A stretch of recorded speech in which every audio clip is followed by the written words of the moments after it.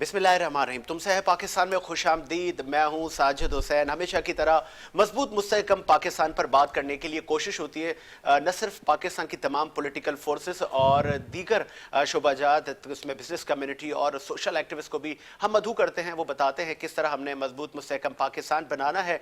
हालिया पाकिस्तान में कोविड की तीसरी लहर दाखिल हो चुकी है। सिंध में तो मजीद सख्तियाँ की जा रही हैं। जो मईशत का पहिया है उसमें कितना असरअंदाज हो रहा है, इस पर भी बात करेंगे। और कोशिश होगी जिस तरह असद उमर साहब ने जो स्टेटमेंट दी है कि हमें तालीमी इदारों का इफ्तिताह करना था, जो कि सिंध हुकूमत ने हमें यहाँ पर रिस्पॉन्ड नहीं किया और बहुत सारे जो तालीमी इदारे थे उनका इफ्तिताह करना था और सिंध के लोगों को तालीम से महरूम किया जा रहा है।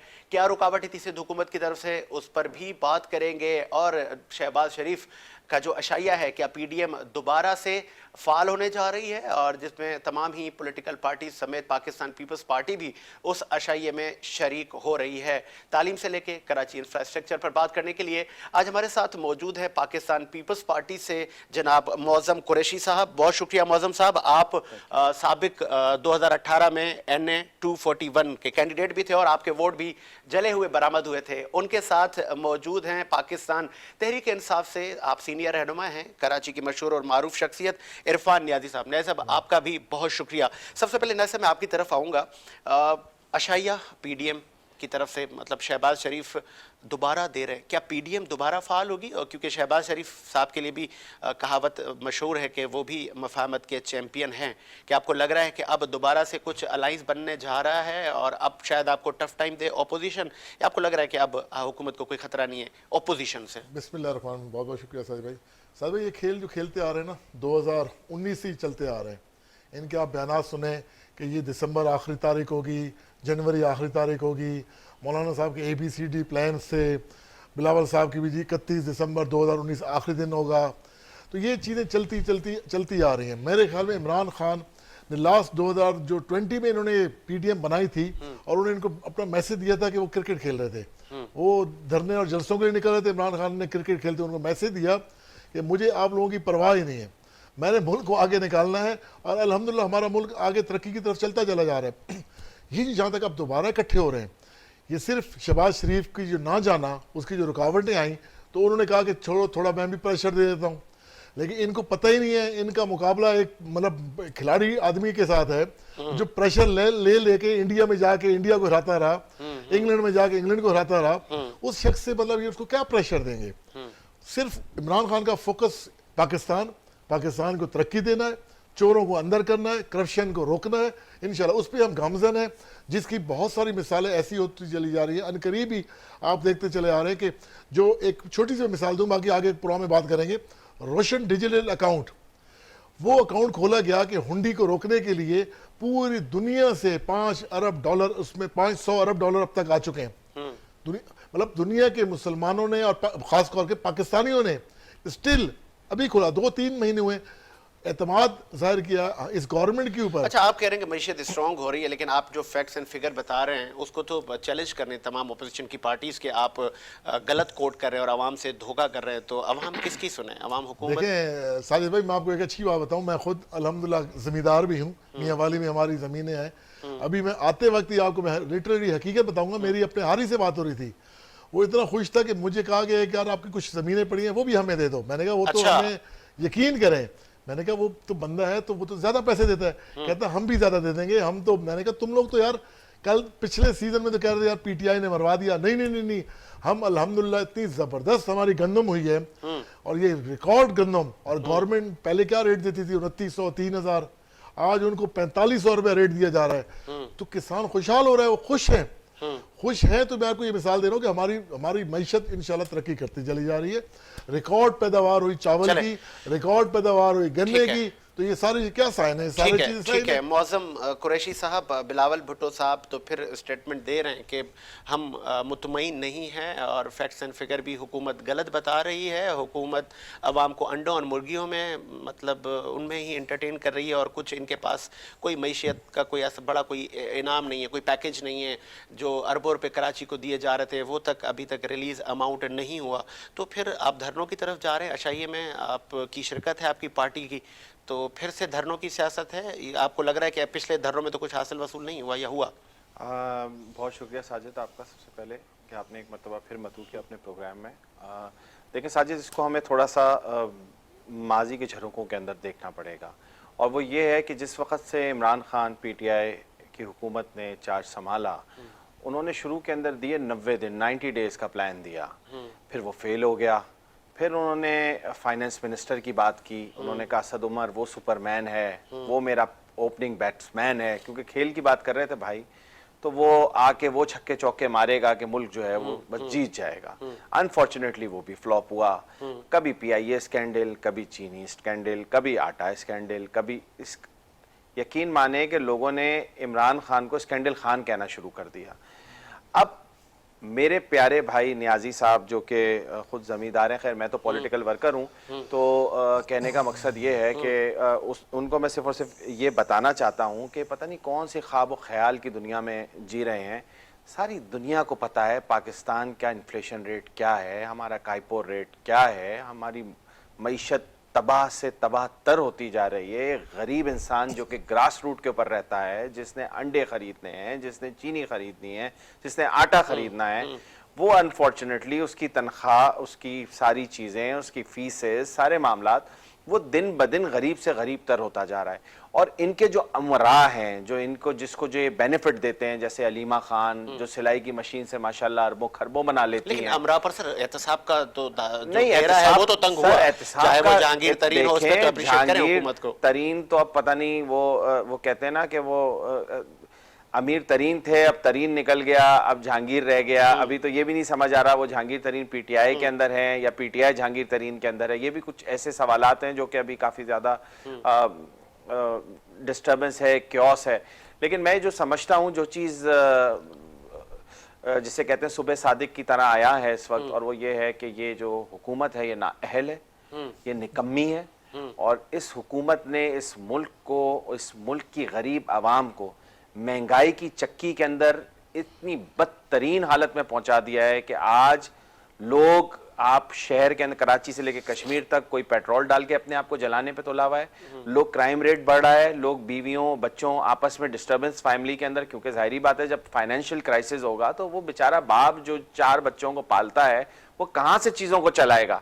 आपने लोगों को भीख मांगने पे लगा दिया, आपने सऊदी अरब से ज़कातें ले ली, आपने दस्तरखानों के ऊपर ज़कात के पैसों के ऊपर लोगों, पूरे आवाम को देखो, असल में हमें माजी देखना होगा। इमरान खान शुरू से ही चंदा मांगते रहे, उनकी आदत है। चले इससे कबल जब आप लोगों की तरफ से स्टेटमेंट थी, पीडीएम के धरने चल रहे थे, कोविड की सिचुएशन थी, तो उस वक्त भी हुकूमत को तो कोई असर नहीं हुआ, तो आपके पास क्या प्लान है? नहीं, मैं मतलब हुकूमत को आईनी मुद्दा आप पूरा करने दें, आप जमहूरी लोग हैं। देखें, हम हैं डेमोक्रेटिक लोग, हमने आवाम के हुकूक के लिए आवाज को बुलंद करते रहना है, गलत को गलत बोलना है, सही को सही कहना है। हमने जब भी आवाज बुलंद की, वो हमारा एक पॉलिटिकल हक था, वो हमारा एक डेमोक्रेटिक हक था। हर शहरी को इस मुल्क के अंदर अपनी हुकूक के लिए आवाज उठाने की। पीडीएम के फाउंडर भी आप और सबसे पहले बैक भी आप हो गए। नहीं, देखिए, ये तो एक पॉलिटिकल प्रोसेस है। देखिए, हमने कभी भी ये नहीं कहा कि इमरान खान सही है, हम अपनी मौकफ के ऊपर आज तक खड़े हैं। हाँ, लेकिन तरीकेकार डिफरेंट हो सकता है, हर एक की अपनी पॉलिटिकल पार्टी है, हर बंदा अपनी पार्टी को रन कर रहा है, ठीक है। तो पाकिस्तान पीपल्स पार्टी का जो मौकफ है वो हमारे जाहिर बात है एक मंशूर है, हमारे एक डेमोक्रेटिक तरीका है जिसके अंदर आपके लिए कुछ इस तरह पाकिस्तान पीपल्स पार्टी के बैकडोर रवाबित थे और कुछ बेनिफिट्स थे, तो इसीलिए पीडीएम से आप पीछे हो गए। ये तो मफरूजों की हद तक ये बातें रह गई हैं। इसके अंदर कोई, आप मुझे मुसद्दिका कोई ऐसी कोई ठोस सबूत दें। ये बातें तो बहुत सारी, अगर ये बातों की बात करें तो फिर वो तो ये बात भी हो गई कि इमरान खान साहब अगर सऊदीया गए थे तो वो उम्रे के लिए नहीं गए थे, वो तो फलाने के लिए गए थे, और बहुत सारी बातें हैं। तो ये बातों के ऊपर मुल्क नहीं चलते। मुल्क जो चलते हैं मेरे भाई, वो चलते हैं एक एक्यूरेट प्लान के ऊपर चलते हैं। आपने 22 करोड़ आवाम को रिस्क पे लगा दिया। हमारे प्राइम मिनिस्टर को फोन पे, टीवी के ऊपर देख के तो पता चलता है कि डॉलर का रेट बढ़ा है। अब इतना ज्यादा नाअहल लोगों की, मतलब आप देखें कौन कौन लोग, आप फैसल वाडा आपने उसकी देख ली हालत, तारीखी शिकस्त, उसके बाद शेख रशीद, सारे बड़े से बड़े, जो तुर्रम खान जो कि खान की टीम थी जिसके अंदर बुजदार भी एक कैप्टन है तो पंजाब के अंदर, उन सब ने डिसअपॉइंट किया इस मुल्क को।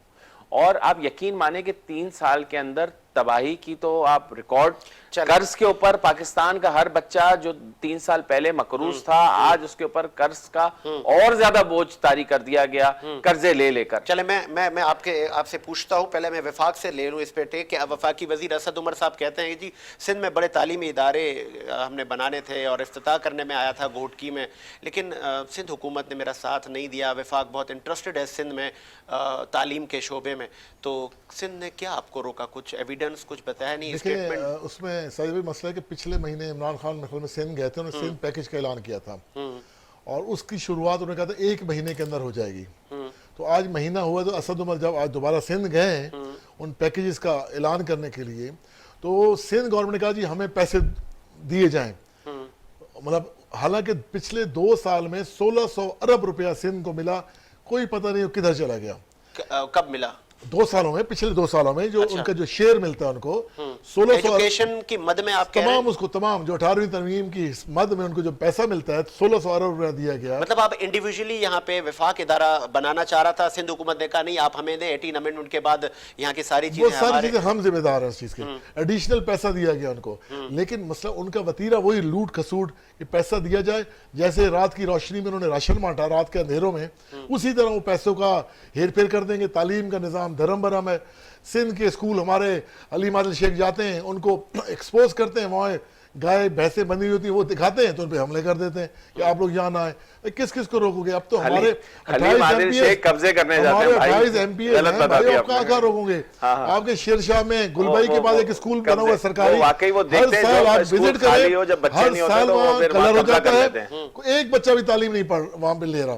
तो ये इनका वतीरा रहा है। ये तो चाहते हैं कि सिंध में कोई तालीम होना, वडेराज़म कायम रहे, वही वडेरे आगे उनकी हारी बेचारे हाथ बांध करके बैठे रहे, ना आगे बढ़ सके ना उनके आगे कोई बात कर सके। तो ये चीजें इंशाल्लाह ताला, लेकिन अब असद उमर दोबारा गए हुए सिंध में। ठीक है, अगर सिंध की तालीम बहुत अच्छी बात है, चारे सूबों मतलब दोनों आंखें जैसे एक जैसी होती है, तो आप तो तमाम बराबरी की नज़र से देख रहे हैं। तो जो आपने NFC अवार्ड की मद में जो अमाउंट रोका हुआ है वफाक ने, सिंध 12 खत लिख चुके हैं CM सिंध मुराद अली शाह साहब, वो रिलीज नहीं हो रहा। रिलीज बिल्कुल हो रहे हैं, उनको एडिशनल अमाउंट दिया गया है, अभी भी इनको वफाक को एडिशनल पैसा दिया गया है। कल ही हमारे अपना फवाद चौधरी साहब ने ट्वीट किया बाकायदा, उन्होंने बताया ये सारा कुछ। लेकिन साजिद भाई मसला ये है कि सिंध जो आप कह रहे हैं ना, सिंध को अमाउंट, तो सिंध कहाँ खड़ा है? खुद एट सिल्फ क्या चाहता है? मतलब हर तरह से करप्शन सूबा है, वहां पे एक जमहूरी हुकूमत है और वो वफाक को खत लिखेगी। देखिए मैं बताऊं, आप जो आपको बताऊं, ये जिन्होंने कोटा सिस्टम उन्होंने किया हुआ है, बच्चों के साथ कितना जुल्म कर रहे हैं। आपको पता है कराची का जो बच्चा है मेडिकल का अगर टेस्ट देता है, कराची का बच्चा, साहब आपकी नॉलेज के लिए मैं एक बात बता दूं, PM इमरान खान साहब ने उस कोटा सिस्टम को मजीद आगे किया है। नहीं, और उन्होंने कहा है कि ये ठीक है फिलवक्त सिस्टम। नहीं, कोई ठीक नहीं, आगे इस चीज को कहाँ की है? सर बिल्कुल किया है। पाकिस्तान मेडिकल एसोसिएशन जो है वो वफाक के अंडर है भाई। NTS टेस्ट को किया गया है कि पूरे पाकिस्तान में इसको करा दिया जाए। लेकिन जो ये चीज पता ही नहीं, लेकिन ये चीज मुझे पता है ना, ये चीज जो मतलब सिंध कराची का बच्चा जो पढ़ रहा है वो सिंध में एडमिशन नहीं ले सकता। ये किसने किया हुआ है? इमरान खान ने किया हुआ ये।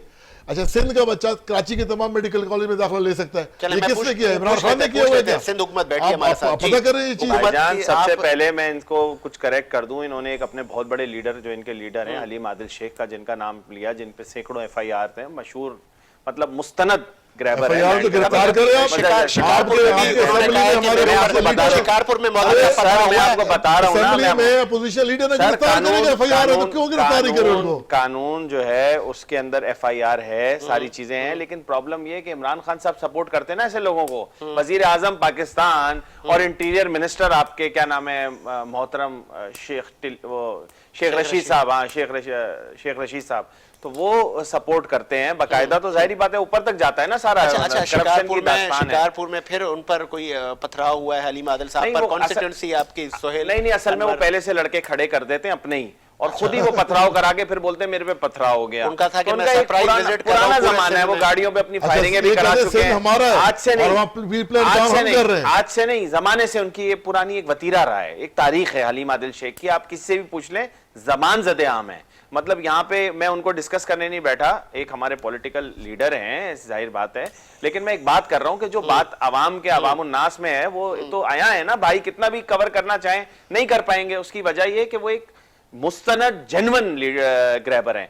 अच्छा, दूसरी चीज जो कोई है सबूत इस चीज का? मैं भाईजान आपको सबूत मैं बताइए आवाम में ऐसे एक बात आप करता हूं, हवा में सबूत- तीर मारे। देखिए भाईजान, इस तरह तो हम कह सकते हैं कि आपने- आपको सारे नहीं, नहीं, रूट को कसूर कर लिया मैं सारा। आपको बताऊं, हमारा जो नैब बना आप 3 अगर- साल में 468 बिलियन रुपीस कहाँ इन्हीं है ने वो? रिकवर किया। अरे रिकवर किया नैब तो ने कहाँ रिकवर है? 3 साल में। कहाँ पे प्यारे आप भाई? आपको पता ही नहीं है 1100 अरब कराची से वादा करके गया था, वो 1100 अरब अभी तक दिए नहीं। NSC अवार्ड अभी तक दिया नहीं। कराची की बातें करते हैं आप लोग यार, अफसोस की बात है यार। आप कराची में रहते हो, कराची से पूरा मुल्क जो है वो रेवेन्यू जनरेट करता है, कराची की जान खा के बैठे हो आप बुरी तरह सीटें आ रहे हो। आप पहले 249 के अंदर अंधों की तरह इन्होंने वोटें मार मार के अंधी फैसल वाला को बच्चा कोई जानता नहीं है वहां पे, ये बातें कर रहे हो।